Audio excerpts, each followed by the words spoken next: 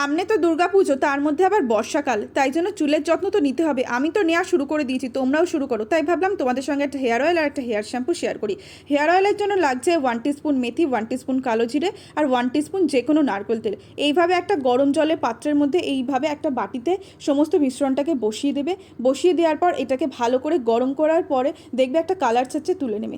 এবারে শ্যাম্পুর জন্য যা যা লাগছে, 1 টিস্পুন চা পাতা, 1 টিস্পুন কালো জিরে, অবশ্যই খাবার জল নেবে যেটা আমরা খাই। 1 কাপ জলের ভিতর এইগুলো মেশাবে, মিশিয়ে গরম করে অ্যালোভেরার সঙ্গে মিশিয়ে নেবে। 1 টিস্পুন অ্যালোভেরা দেবে। প্রথমে এবার আমরা যে হেয়ার অয়েলটা করেছিলাম সেটাকে অ্যাপ্লাই করছি, দেখো কিভাবে। এইভাবে স্ক্যাল্পে স্ক্যাল্পে অ্যাপ্লাই করবে।